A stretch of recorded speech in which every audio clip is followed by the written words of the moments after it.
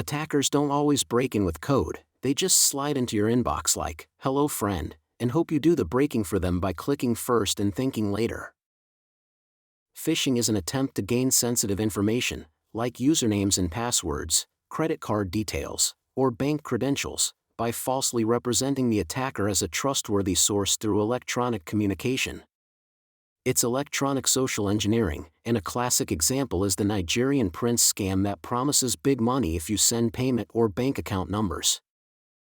Phishing often shows up as email, but it can also arrive through direct messages on social media or text messages, and the usual trap is being pushed to respond or click an unknown URL.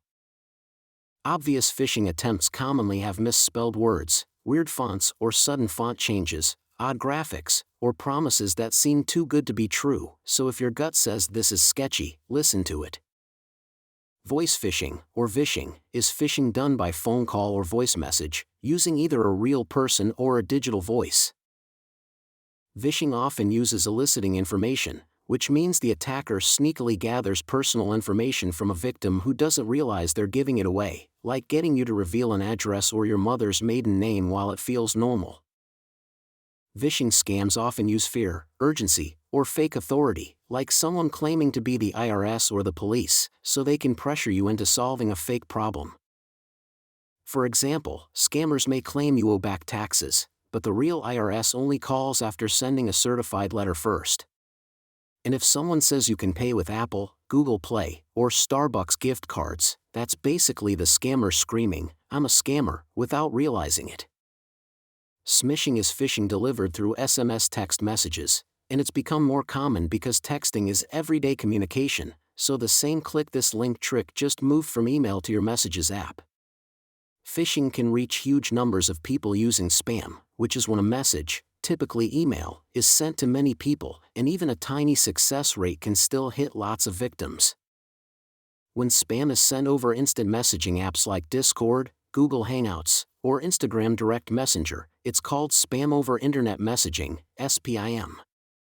Spear phishing is a phishing attempt directed at a specific target, like a particular person or company, and attackers often use personal information to make it feel real, like Chuck in accounting said, which raises the chance you'll trust it. Whaling is spear phishing aimed at high-profile targets like CEOs. And clone phishing is when an attacker takes a legitimate email that has a link or attachment, clones it, replaces the link or attachment with a malicious version, and may use a spoofed email address so it looks like it came from the original sender. A famous real-world example happened on March 19, 2016, when John Podesta, chairman of Hillary Clinton's 2016 campaign, got an email that looked like it was from Google warning about a login attempt from Ukraine. He clicked the link and handed over his credentials. And the attackers, who called themselves Fancy Bear, were a serious Russian intelligence-backed group also linked to hacking the DNC in the 2016 election. Key takeaway: phishing and spam succeed when they trick you into trusting a message and giving up sensitive info, so slow down, spot the red flags, and don't click unknown links. If this helped, consider liking and subscribing for more lessons like this.